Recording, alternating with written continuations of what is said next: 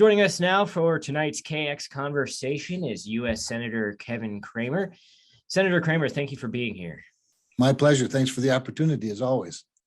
So, Senator, when it comes down to tensions between Russia and Ukraine, the latest headlines are that Putin ordered troops into Donetsk and Luhansk, and then, of course, President Biden on Monday night ordered limited sanctions or investments in exports. What are your thoughts currently on the building tensions in Ukraine right now? Well, there are a couple of things. First of all, just the diatribe the other night of Vladimir Putin's grievances that he aired on television that clearly seemed to be blowing up any off-ramp that he was hoping to have, if he was hoping to have an off-ramp to further escalation. And sending troops, but by the way, in that speech, of course, it ended by him signing a recognition of these two separatist regions of Ukraine as being independent. What that is, that's a violation of international law, because it's a violation of what's called the Budapest Memorandum of 1994, when the United States, United Kingdom, and Russia recognized and acknowledged both the sovereignty of Ukraine and the borders at that time. And so this, along, of course, with the annexation of Crimea 8 years ago, is further violation. But sending troops into those areas, that's an invasion.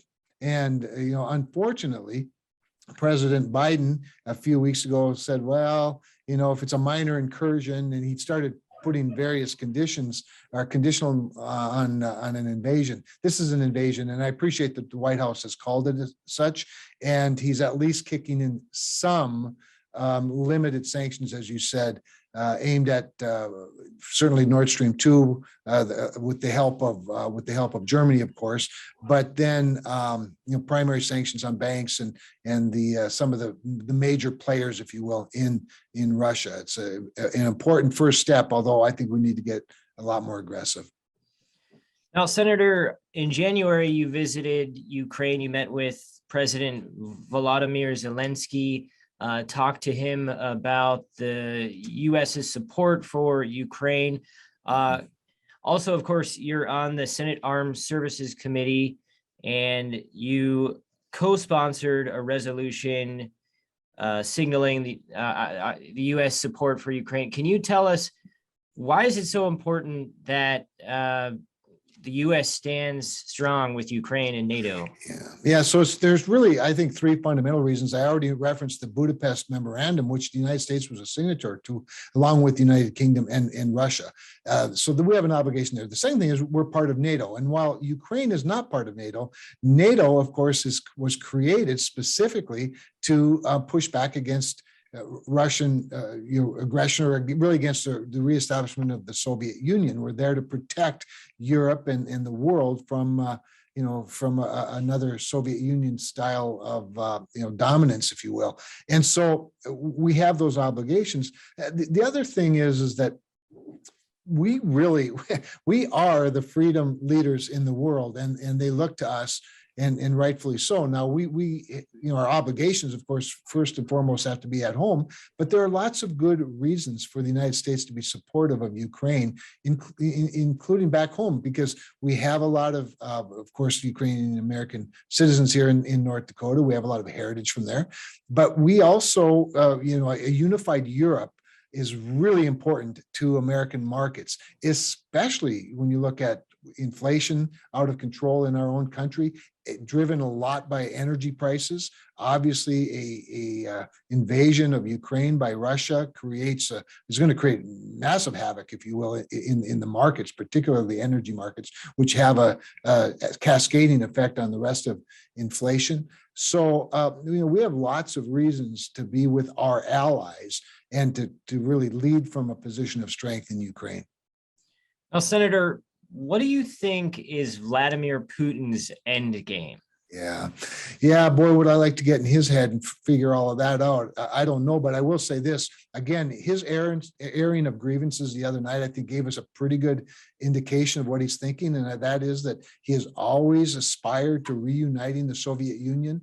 That incremental approach that he took with Crimea 8 years ago, which was an illegal invasion of Ukraine. Now, with this recognition of 2 more regions, all the while having nearly now 200,000 troops on the border, it seems like he's creating a pretext, and like I said, has blown up the off ramp if there ever would have been one.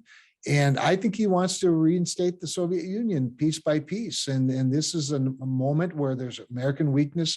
I hate to have to say it, but there's American weakness that's been demonstrated in Afghanistan. Vladimir Putin has seen that. These things were not happening under the previous administration. They were, under the Obama administration. Under the Obama administration, when Ukraine asked for help, he sent blankets, but not kinetic help, not weapon systems. President Trump sent weapons systems. Now we have, I guess, become more united with Ukraine as a result of Vladimir Putin's aggression, and that's appropriate. And Senator, with your being a member of the Senate Armed Services Committee and also a co-sponsor of the resolution to support Ukraine, what are your final thoughts on next steps or what we can be doing right now to be proactive? Yeah. Well, I appreciate your stressing the proactive piece, because that's where we haven't been as proactive as I think as we ought to be. Presidents and administrations historically have not liked taking directions from Congress. We had a very good sanctions bill that was introduced by Chairman Jim Risch that I support. There was a less good, shall we say, sanctions bill introduced by Bob Menendez, the Democratic chairman of the Foreign Relations Committee. But the two of them have been working together on a very strong bipartisan package, not as strong as we'd like, a little stronger than they'd like, which makes for a good compromise. I think that would have been a great package to get done and pass in a nearly unanimous fashion, but the White House intervened and stopped that, because presidents don't like being told what to do by Congress. So we've already come from a position of weakness, in my view, but I think it's getting stronger. The resolution was a good step in that direction. I think we need to be far more aggressive. I applaud the president for stepping up after the troops coming in to the separatist regions. But I think we need to be stronger. We need to look at what are called secondary sanctions, not just the primary sanctions, because if you don't go after the secondary part of the value chain, what happens is banks and energy companies will find different ways to get around the sanctions and still sell the products. But we also have to recognize, if you do that, and I hope that we do, that our allies are going to have to, they're going to have to step into it a little bit as well, because you don't put sanctions on a country as big as Russia, much less secondary sanctions, without it having some spillover impact on other economies throughout Europe and throughout the world. So we've got to all be in this together, and the more united we are as the West, the faster we can get through this. All right, and final question.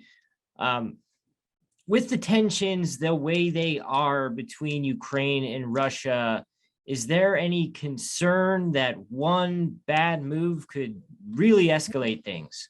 Yeah, so really important point, because I think much of what Vladimir Putin's been doing over the last several weeks is trying to create this false flag, trying to provoke some sort of a response from Ukraine that would become the excuse for him in engaging in an all-out invasion. Ukraine has been very disciplined, even to the point where in some of these separatist regions, in Donbass region, for example, or in Crimea, where there's been some provocation, some literal shelling,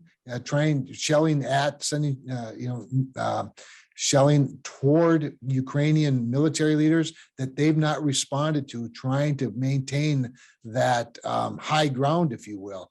And so any little thing could create that escalation that's irreversible. And that's what we're still trying to and hoping to be able to avoid, although it does not look like that's going to be the outcome. But we can still pray for that and hope for that. All right, Senator Kevin Cramer, thank you very much for your time. My pleasure. Thank you.